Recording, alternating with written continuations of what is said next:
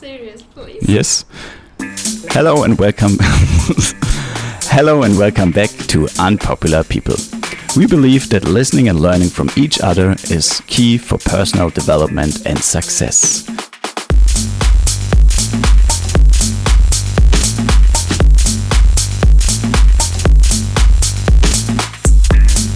Today in our interview, Elisa, originally from Germany.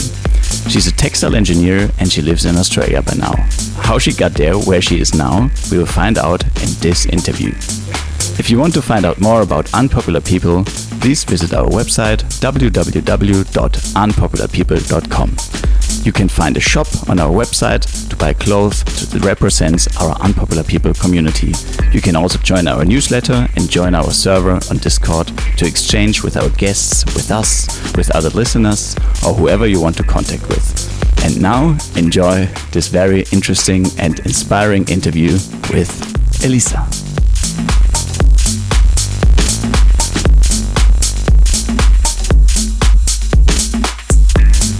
Hello, Elisa. Welcome to Australia. Thanks for your time today. Are you nervous? I'm a bit... Yes, a little bit, of course. It's a bit weird to do this today because we've done this together for a while, and now I had to do the whole intro on my own, and it's just a bit different and weird, but I think we get used to it in a couple of minutes. We'll feel comfortable. And we always ask the same question to our interview guests, as you might know, and it is, where were you born and how did you grow up? Hello everyone, hello Benjamin. My full name is Elisa Heimhalt. I was born in northern western Germany in a city called Hamm. Yeah, and I spent, I think, around 17, 18 years living in Hamm. Until then, I used to live with my mom, together with my mom and her boyfriend. And when I was 18, I moved to the Netherlands. So tell us a little bit why you moved to the Netherlands and what happened over there. I moved because of my study. I studied textile engineering at Saxion University of Applied Science in Enschede, which is in the Netherlands. It's close to the German border, so it was really easy for me to go there during the week, and I lived there during the week, and on the weekends I went home to see my family and to see my friends. So yeah, it was around about a 2 hours ride with the train, and I went there for my study, yes. So you said you studied textile engineering in the Netherlands, and why? So it's actually really refreshing to have a female voice on our podcast, because season 2 is very male dominated, not for any specific reason. It was just, it happened as it was, and but now it's really refreshing to hear a female voice again. So let me know, you chose textile engineering. Was this because of was this because of any specific reason, or did you just choose it because out of your own interest? When I left school, I didn't really know what I want to study. So it was a little bit challenging for me to find myself or my interest for the future. I couldn't really imagine in what profession I could work in the future. I didn't have any ideas for my life. But what I already did with my Abitur, with my A-levels, it's Abitur in German, it's called, I had a focus on economics and I had a focus on English. So, and one day when I was in my final year of my A-level, there was this school, this university came to our school and introduced a little bit the university, and they hold a presentation about the student life in Enschede in the Netherlands. And I found it really interesting, and I thought, maybe I should have a look on this university. It's nice to go to the Netherlands. Why not? I don't have to study in Germany. Why not? Let's see what kind of studies they offer over there. And some of my classmates, my good friends, hello to Natalie and Christina Vestos and Christina Sander here at this point, and Caroline. We all went together to visit this university and to have a look on it. And but my friends, they were interested in different studies than me, and because I was always interested in fashion. I really liked to dress myself in nice clothes, and in the past, when I was younger, I really enjoyed art and drawing, and I always liked colors and had an eye for the detail, I would say. So, and then I saw that they offered this textile course, this textile study, which has to do a lot with fashion as well. And I thought, that sounds interesting for me, and it's a combination of economics and textiles, and I like textile, so why don't go for this one? And there was another reason that supported me in my choice, and this was that my friend Christina, she wanted to study at Saxion as well, but she decided for another course. So I thought, that's really cool. We can start together in a new country, at a new school, and we already know each other, and it doesn't matter that we don't study the same, but we can enjoy this time together for the beginning. So this was why I decided for this course, actually. And how long did it go? And was it difficult to study in the Netherlands? Did you have to speak Dutch, or was it in English? It was in Dutch, which was really challenging for me, especially in the beginning, because I had to learn this new language from scratch. I never spoke one word Dutch before, so I had a 3 weeks intensive course learning Dutch that prepared me for the study. Yes, and these 3 weeks, as I said, were challenging because I thought, I will never learn this language. Of course, it's a kind of mix of German and English, but when you suddenly have to write everything in Dutch and have to learn all the vocabulary and do a full-time study in Dutch in a new language, I thought, this will be very hard. But in the end, it turned out very good. I passed the tests, and and during the first year, I had some language lessons for Dutch as well. So it was next to my study, I had 2 times per week, I think it was, Dutch lessons to learn this language properly. The full study was 4 years, but these 4 years were separated in 2 years full-time study.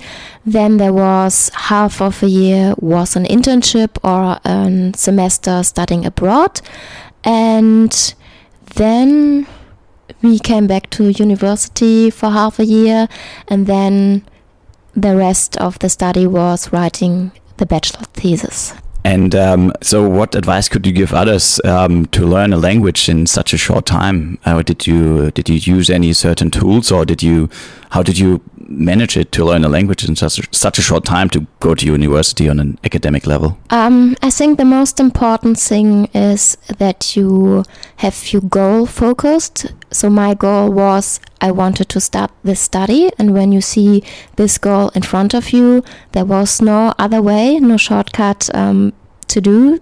I had to. And I think it's important to focus on this goal.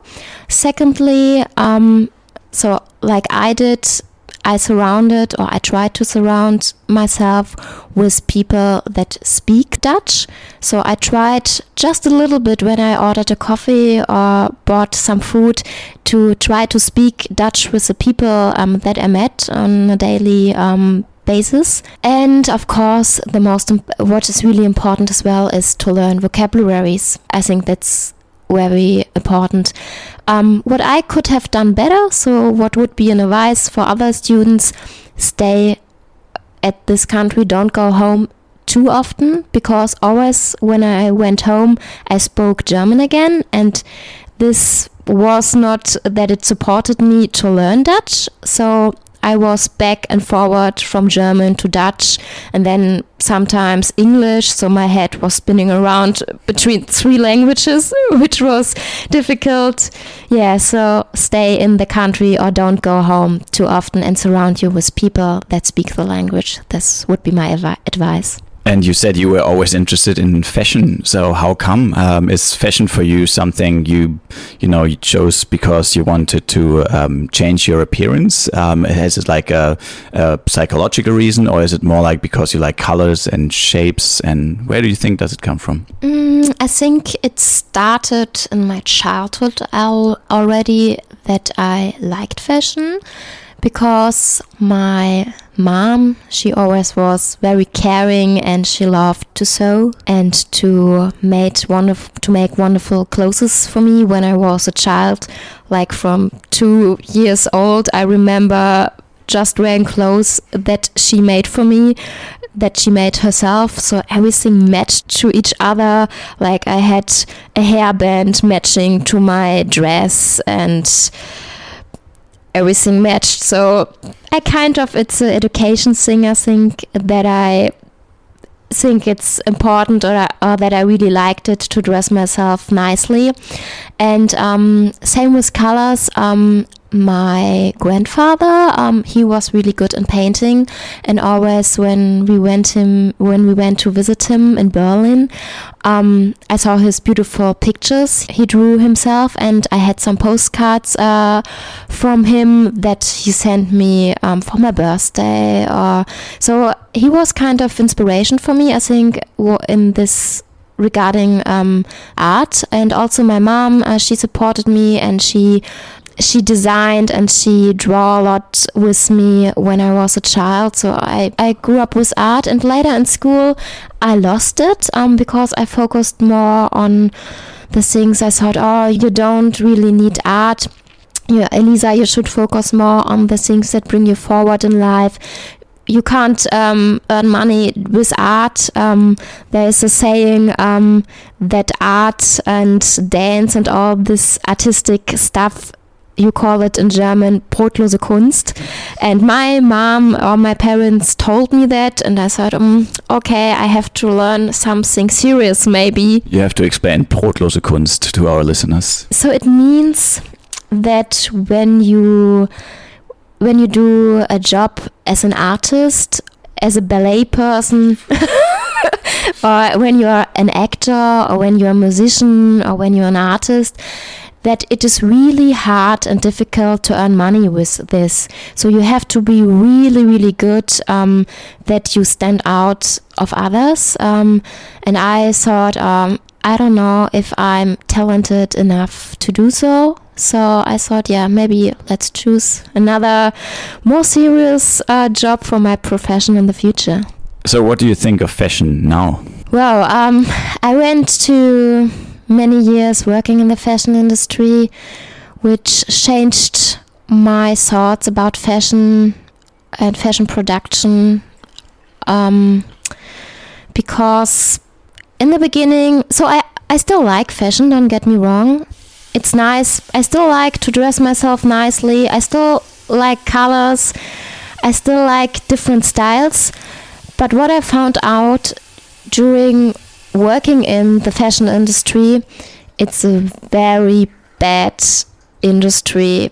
It's environmental, unfriendly, it's unsustainable.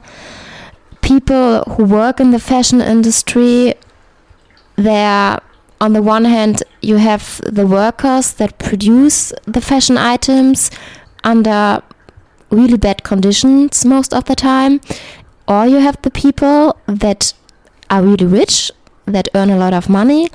And I don't know if the listeners, the movie The Devil Wears Prada. So when you think of this movie, it's real. So the movie mirrors how the people are. So yeah, and so I changed a little bit my mind about fashion, I would say, in the last 3 to 4 years, to be more conscious about fashion. So because of all these bad reasons, at one point I thought to myself, I can't support this anymore. I can't sell fashion that's so badly for the environment, for other people. I can't do this anymore. And I changed my mind to what I think about the fashion industry in the last 4 years. Yeah, I found out for myself during this time, it came slowly, that I got more and more conscious about all the bad things that fashion does, that it is not good for us, for the people, for the environment, for the planet. And so I changed my mind to that I'm more conscious about fashion now. So this means I don't consume as much anymore. I take care of what I really buy. So where does the materials come from? What materials are the fashion I buy? How are they produced when you can see it? Or at least minimize waste. So this means do better for our planet in terms of buy clothes in the op shop, for example, or don't buy as often anymore so many fashion products, and so that the products got a longer life cycle. In the past, I bought something, I wore it for 2 months, and then I don't like it anymore, and then I'd throw it away or gave it away, and now I think different about this. So for our listener, an op shop is also a second-hand shop, for them that doesn't know. And but what's interesting for me, you say like a healthy consumption, that you changed like from consuming a lot to less. So what's a healthy consumption in your point of view? How can you describe this to our listeners? So think about what do you really need, and think about of maybe don't have so many similar pieces in your wardrobe. So for example, you don't need 10 pairs of jeans that look similar, or you don't need 15 t-shirts. They are just t-shirts. So try to have pieces more longer. So for example, you decide for 1 or 2 favorite pieces that you have and try to that they match to the rest of your wardrobe. So for example, choose more neutral colors. For example, when you have a basic blouse in white, classic, nearly everyone has this in their own wardrobe. So you can match a piece that's neutral, that's classic, better to all other pieces you have, and try to have different pieces. And for example, instead of having 10 blouses, have 2 blouses that are both are different, have 2 t-shirts, both are different, and then combine them in a different way to have different styles. So you can have different styles by mixing and matching it differently. And when you want to be really fashionable, just select one piece. So for example, per season, buy for example just one fashion piece that's really cool, or that has a really cool trend color. So when you have just this trend piece and combine it with the rest, with your neutral, with your classic wardrobe, then you stand out anyways, because this is something special. So you can do this. Yeah, thank you very much. And also, so you mentioned to go to a second-hand shop or an op shop. So what advice could you give people to find their style when you go there? How do you approach it yourself? I think it's not difficult to find your own style in an op shop, because you just go, what do I like, or what I don't like. I don't go for sizes anymore. When I went shopping in the past to a shop, I always selected, I have size S, for example, and so I just have a look on size S, what is in size S available.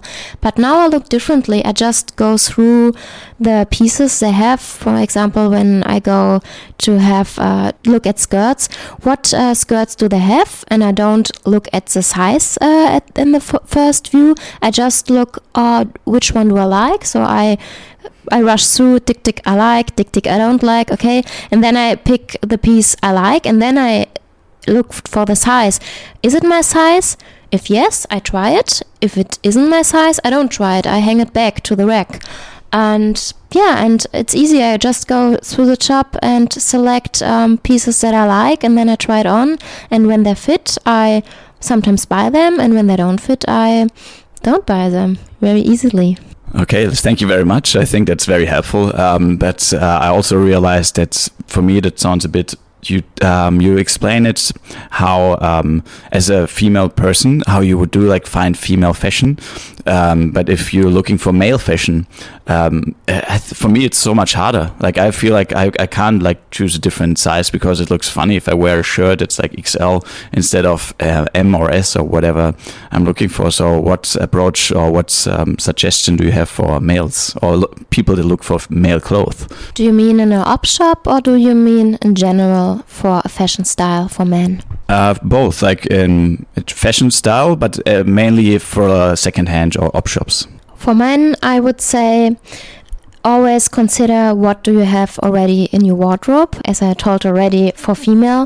So better think what would match to in consideration of colors or shapes, what matches to the clothes I already have, so you don't have to buy everything new.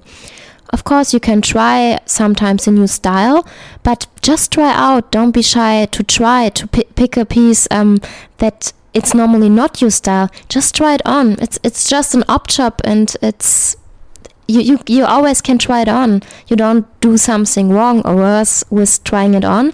And then when you wear it, you feel, do I see myself in this one? Do I feel comfortable with this piece? Don't I feel comfortable? If don't buy it. If you like it, if you like the material, if you like the color that matches to your eyes or your hair color, then buy it and don't be shy to try something new. And I think then you find something in your wardrobe, because normally men wardrobe is a little bit more simple than female wardrobes. So I think you will find something. So you talk about like some clothes that I feel comfortable or that someone would feel comfortable with or confident with. So how do you get this confidence? I mean, how do you, if it's like bright red, and but I'm not a very confident person to walk around in a bright red shirt, for example. So how do you get this confidence in wearing clothes? You shouldn't wear something that you don't like. So when you don't like red and when you don't like to be in the focus, then don't wear it. So then better pick a more neutral color or a blue that you don't stand out so much, so you can feel comfortable with being yourself. I think this is the most important advice I could give in terms of styling. So your clothes should mirror how you are inside, and you can bring this outside with your clothes. So if you, for example, if you are a person that is more shy, that don't really like to be extrovert, then don't dress in really bright and colorful clothes. Then select more like brown or blue or like a beige or a white, so something that is more similar to other people, because then you don't stand out. But if you are someone who likes to present yourself like everybody should look at me, look how good I am, and look what I can do and how amazing I am, or you want to convince somebody, when this is really you, then of course you can select bright, shiny colors that present because then it would match to you. For me, sometimes it seems that people that are very inconfident, they wear like the most colorful and bright things, and they put the most makeup on, and for me sometimes it feels like they're trying to hide someone that they not are. They try to hide their own personality for some reason.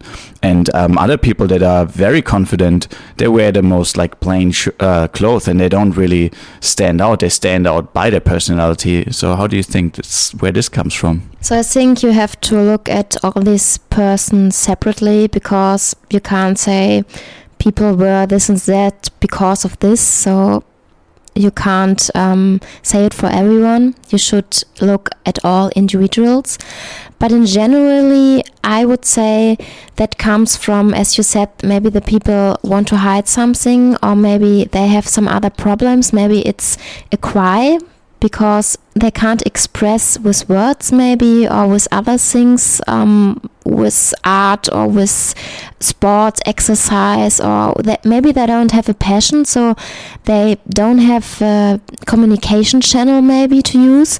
So it's just an idea. I'm not sure. So as I said, I can't say it in generally, but maybe that's the reason why people do this, so that they dress in clothes that don't suit them to their personality. And what advice could you give to those people to be more confident? I think you should start looking inside yourself. So take like some minutes per day, or go for a walk, or it can be anything. Like just spend time just with you, just with yourself. Don't be surrounded by all this people that are like trying to tell you what is wrong or right. So when you are in a group, for example, with people that are all kind of similar, so I think everybody knows this. You are surrounded in a group, and all these people have similar interests, and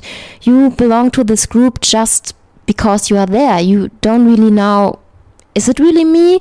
Do I really belong to this group? And you're just following along with this group. And sometimes there is one person in this group who says, oh, we do this. And all the other people in this group say, okay, he says we do this, then we do this. So, and yeah, they just follow along. But try to focus on yourself. Try to be you. Try to be you as an individual. So think about, what is me? What makes me different than the other people in this group? Of course, you can have something similar because they are your friends, and you should have something in common because this connects you. But you shouldn't lose yourself, to that you really stay with yourself, like that you say, okay, why am I sad, for example, or why don't I have this confidence? So try to think, try to spend time with yourself, and as I said, maybe you go for a walk, and just try to let your thoughts come, and what makes me happy, what makes me sad, why am I doing this? Why did I choose that? Or why did I make this decision and not that? So try to understand yourself better. I would say this is something you could do when you struggle to find yourself, your identity. Have you found yourself in this situation or this position before in the past? Yes, I did. And this, what I just said, was my kind of way how I do and how I did it in the past. So when I felt uncomfortable, I tried to spend time just with myself. And you can also go traveling. This is what always helps. Or just go for, I don't know, make a trip to somewhere, and surround you with new things. This was always something that helped me. So when I came to a new place where I have never been before, because everything is new there. So I'm not distracted by other people because it's just me here in this new place. So I can follow my thoughts and my intuitions and what I like. And this always helped me to understand myself better, in a better way. Is this the reason why you're in Australia? No, that's not the reason why I'm in Australia. Australia, why I'm here, it just came because everything came step by step. So I didn't decide one day I want to live in Australia.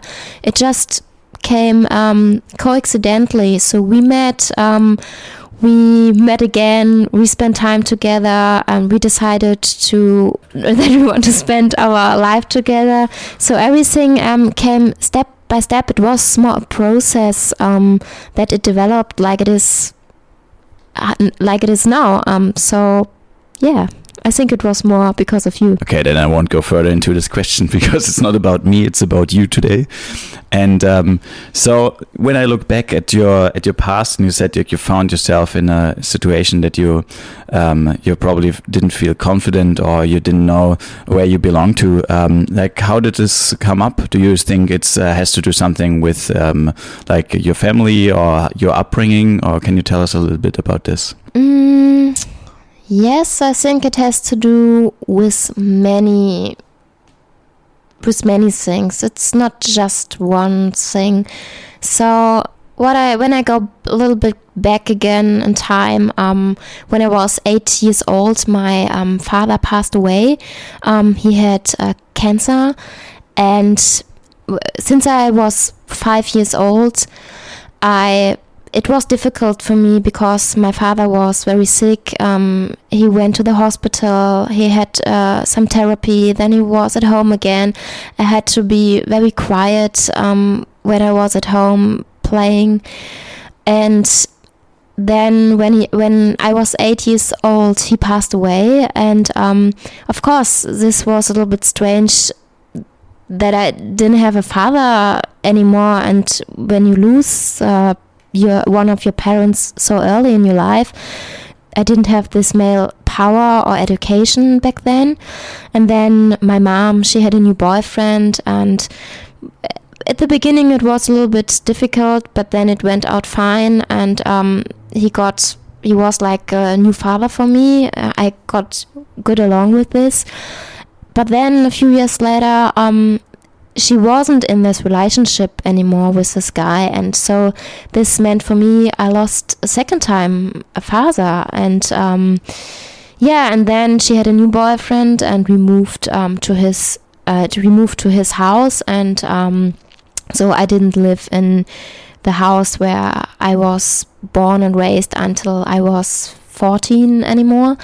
And maybe it comes from this, that I didn't know where I belonged to, because I always had my mom. We are very close until now, but I didn't have anyone else that I really was so close with. So no big family that I know, oh, okay, I really belong to this family. There is support from this family all the time. So maybe this is why I struggled to find myself in the past, and until some years ago, that I always find it difficult to be myself, or that I really know what do I really want in life. And then of course you meet people come and go in your life, and there were no people with me except my mom that were all the time with me from my childhood until now. And you said to build up this confidence, especially, or like finding your identity, it helped you to travel. So you started traveling some time ago. And what was the first place you chose to travel to, and why? The first place I chose to travel just on my own was Mallorca. The island where every German goes. But I didn't use it for party time. I chose it because I was on Mallorca before, just with my mom, and I really liked this beautiful island because it has the Mediterranean climate. There's the ocean. There are a lot of things to see, to do, and the food is very good. So I know, I really like this place. And I said, okay, nobody has time. My friends were all busy with their work. Why shouldn't I go just on my own to spend a week there? And I booked a flight. I booked a hotel. I booked I booked just the hotel and the flight.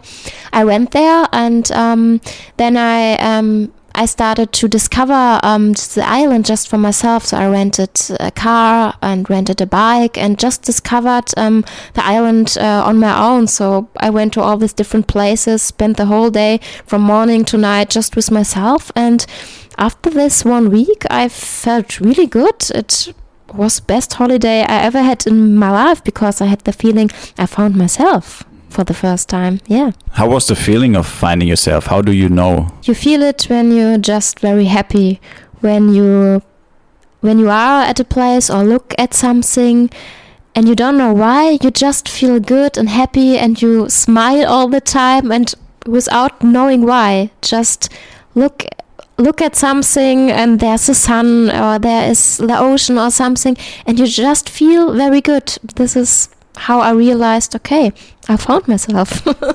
I'm happy. So Mallorca is kind of another state of Germany. That's how they call it sometimes. So what happened in between? So from Mallorca to Australia? Oh, a lot of things happened. I changed my jobs, I think 3 times or so, from back then to now. I went on my own to different places. I traveled to different places on my own.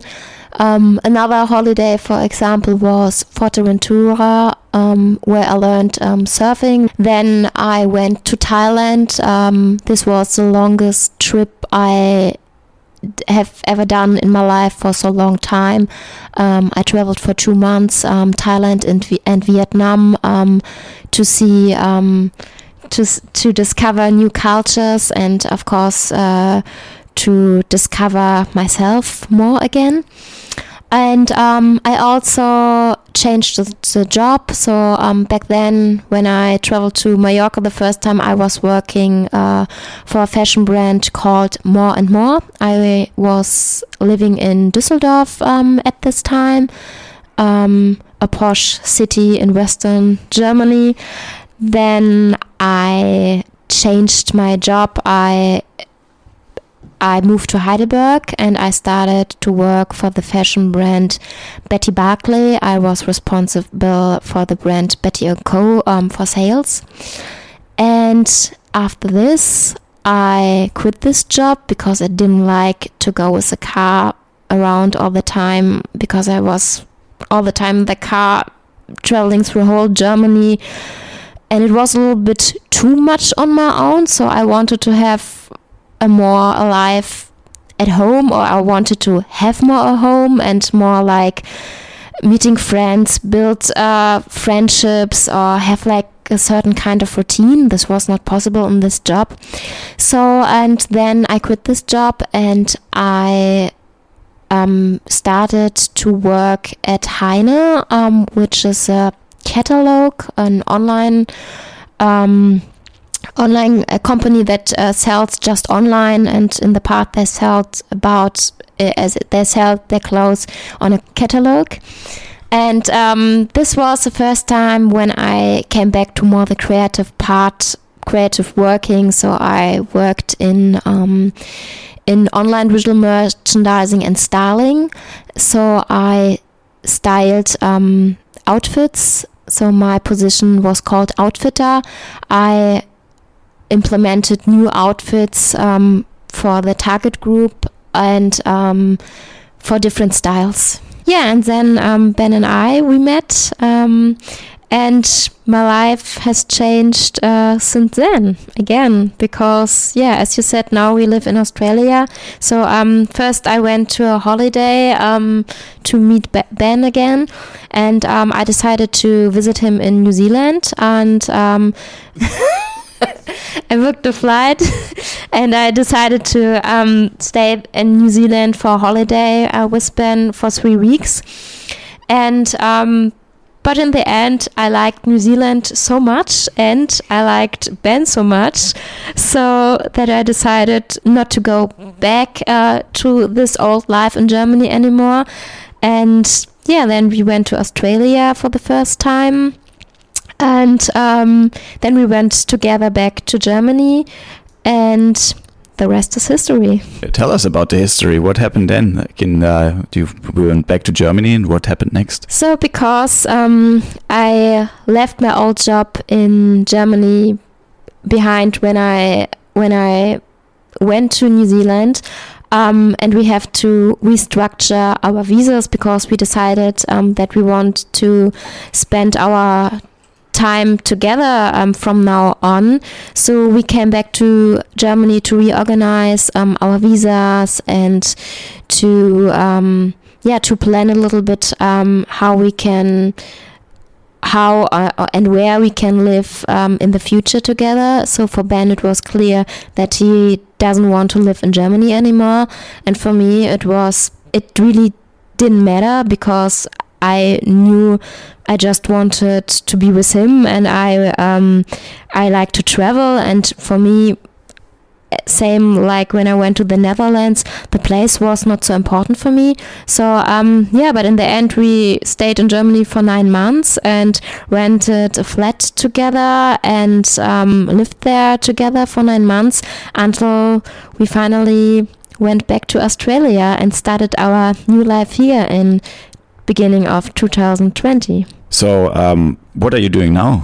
Just recently, I started a course in interior design.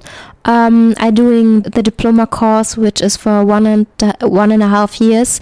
And after this course, I'm gonna be an interior designer. Yeah. So how was the immigration, or like how was what difficulties did you experience getting a visa for Australia? Or what advice could you give others if they want to come to Australia after COVID, of course? When I arrived in Australia last year, before COVID, everything was easier, especially for me because I was 30 years old, and with 30 years you can still have the working holiday visa. So I applied for the working holiday visa, which allowed me to stay in Australia for 1 year. This was a visa I used last year, and to stay here I needed a new visa. So this is why I decided for the student visa. So people who want to come to Australia, who want to stay for longer than 3 months in Australia. Normally you can stay 3 months for a normal tourist visa. Then I would advise do a student visa so you can learn something new. Gain new skills, and you can stay for 1 year or 1.5 years. It depends on how long your study goes for. And what difficulties did you face coming to Australia? Can you tell us a little bit about the beginnings? Maybe I first tell the good things before I tell the difficulties. People here are really nice. They help you. They're very open-minded. They talk to you when they don't know you. Everybody asks you, how are you? And you say, oh, that's a stranger. And they ask me how I am. I'm good, yeah. And so they are really open and nice. But the difficulties are that it's a little bit artificial most of the time. So they ask you, but they don't really mean it like this.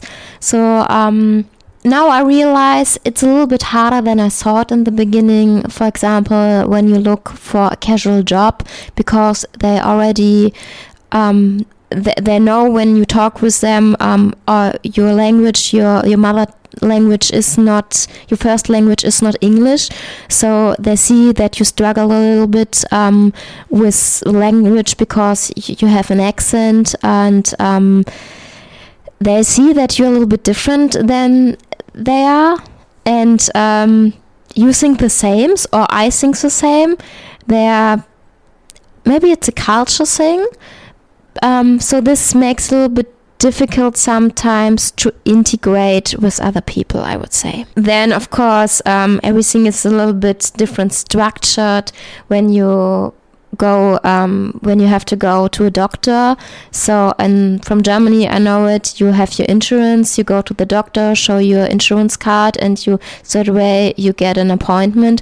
But here it's a little bit different. You have to ask, oh, does my insurance cover this doctor? You have to find out. So all this stuff. Then when you want to rent a flat, you have to prove who you are, and you have to show your pay slips. But when you haven't worked much in Australia, then of course you don't have many pay slips you can show, and it makes it a little bit harder to rent an apartment, for example. But there's always a way. So when you really want to be here, there's always a way to be here. So you can live with flatmates, for example, or you can go through an agency, or you can ask somebody else to prove, so you can give references from other people you met, and they can prove who you are. And there's always a way. So when there's a will, there's a way, I would say. And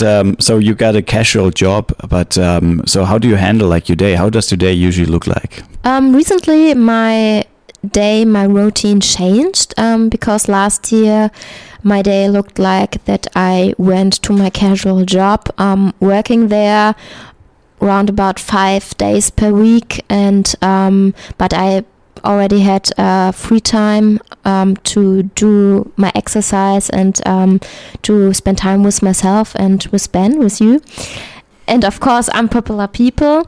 And so the last year during COVID, it was something good that happened for us, for our business, because we could spend all our time for our Unpopular People project. So this means we built the website, we rebuilt the website. We started to send out newsletters. So we built up our email audience. We started to do the podcast in English instead of German. So we really had time for all these things. You said you wanted to get out of fashion, and now we have to shop online with like fashion clothes or fashion products. How do you explain this? I didn't want to get out of fashion. I just couldn't support the bad things in fashion anymore. I still like fashion, and the clothes we are selling, they are produced on demand. This means there is no mass production. Nothing from our clothes is produced for the bin. So people that want to wear our clothes can wear them. We don't have items that are produced and nobody will wear them. A lot of our clothes are made of natural materials like organic cotton. And I still like fashion. I still like the beautiful things in life. I still like color and designing. So I think this is passion, and I will never lose this passion. So this is why we integrated it in our podcast, in our Unpopular People project. This is why we have this shop online now. So what's the Unpopular People project? Why would I buy a shirt from Unpopular People? What's the reason? The clothes we are selling in our online shop should represent our Unpopular People community. So people that wear Unpopular People clothes feel kind of connected or feel kind of belonging to the Unpopular People community. So, for example, some of our Unpopular People guests, they already asked for pieces or ordered something because they feel connected with this project, but also people that really like our project and they want to support us to get more audience and to bring out the message we want to bring out. They want to support us. So these people wear the Unpopular People clothes, and I think they have just a cool look.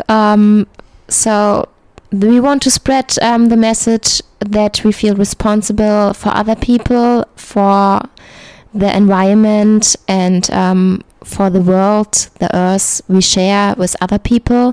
And our Unpopular People fashion clothes, they should represent this. This is the message. And why Unpopular People? Not unpopular in terms of that nobody likes you, in terms of that you are unknown or that you are different or that you are individual. So unpopular people in terms of that everybody is an individual, everybody has something amazing to share with the world, and we can all learn from each other. So you don't have to be popular and famous to be someone and that people listen to you. We want that people that are surrounded by you, that you can learn from them. You can learn from your neighbors. You can learn from your friends. You can learn from a guy living on the street. You can learn from everyone. So everyone has something amazing to share. People should just try and just dare to tell these stories, and people should learn to listen to all other should learn to listen to other people and not just what the media or social media influencers or group leaders say to them. People should become more open-minded for other people, and this is why we call the project Unpopular People. So if I'm an individual, and what benefit do I have of joining the Unpopular People community? In our community, everyone is different, but you can be different, so you don't have to hide that you are different. You can be yourself. It doesn't matter what is your passion or how weird you are, or how shy you are, or how different you are. So in our community, you can just be yourself without judgment and without hiding it. In our community, there are people that will listen to you. Okay, that has been really weird. Like, this whole conversation has been really weird. For us, it's also different, and we just wanted to, as the last show of every season, we have the conversation usually together. The last time we did it in German. This is the first time we're doing it in English. And we decided to have one person at a time, just to make it a bit easier, just to get an idea about each other, and just to find out a little bit more about each other for our listeners, and try to explain why we are doing this whole project and everything. And yeah, we hope you get an idea a little bit now. And but I'm wondering also the last question now. So if you had a school full of kids, what do you think is missing in the school system nowadays, Germany or Australia or whatever you compare it to? And what would you do differently if you had a school full of kids? What would they learn at your school? I would implement a subject that's called emotions. So I would teach young people how to handle emotions and how to handle their feelings. So, for example, I would try to teach them tools how to handle this. I would introduce some tools to them, like journaling, or like building up routines or something like this that helps them to handle their emotions, and that they can try to be themselves, and that they can be individuals and not somebody else. So because from your birth until your death, in the end, so you always, all the life, you are with yourself. That's the person you are with your whole life, and that's the person you have to understand. When you don't understand yourself, how can you understand other people? So I would try to teach them how to understand yourself. Where can people go to find out more about you? Of course, they can visit our website, www.unpopularpeople.com. There's a section about, and there's a short text about myself and a picture. Then you can find out about me via our clothes, so you can see what kind of design style I have when you visit www.unpopularpeople.shop. And you can sign up for our newsletter because we share some privacy in the newsletter and, of course, in our community. And the community is a Discord server. You can get an invitation from us when you sign up for our newsletter. Then you can join this community, and then you can find out more about me. And you can send me a message if you like via our website. Then I can tell you more. All right, Elisa, let's wrap this up. For all the listeners out there, it's very hard for us. Elisa is laughing the whole time. It's just, we're sitting in our apartment here and looking at each other and trying to make this sound very professional. And it's hard to find the right words. So yeah, we're really trying our best just to give you a small idea about who we are. And this is not really what we want to do with this project or with our whole idea behind Unpopular People. We don't want to put us into the front, but people were asking about this. People were asking a bit more information about us, just to understand where we're coming from and why we're doing all this. And yeah, there will be more like this in the future. So we have more conversations with each other, but not on a regular basis, just maybe at the end of seasons, just to get an idea about the future, what will come up next. And yeah, for this time, our last season, like the season 1, was in German, as you might have realized if you're a regular listener. The second season was in English, and it was with people we connected with, or we know for a long time by now. Maybe friends that we know from the past, maybe friends that we made in the last year or 2 years. And season 3 will be a bit different. It's more about people that we meet now, like people that contact us, people that are like for a very short time in our life, and we think they're very inspiring and very amazing. So yeah, this interview with Elisa should wrap this up. And yeah, there will be plenty more to come. We already recorded some. We were a bit slow in the last couple of weeks because of our studies here in Australia, and it's very hard for us. There were some difficulties. Elisa tried to show some of them. It's just like the tip of the iceberg. There's so many things we had to handle in the past, and there are so many things we're still doing. Also working for Unpopular People a lot. She always tries not to say it, but it's a bit part of her day, and we give each other so many tasks with Unpopular People. Like we do the editing, we do the show notes, and all the things that belong to this project. And so yeah, this is something Elisa does as well. She didn't mention it. I don't know why. She should be very proud of what she's doing there, and that's why I really want to say this as well, because we're working on this together.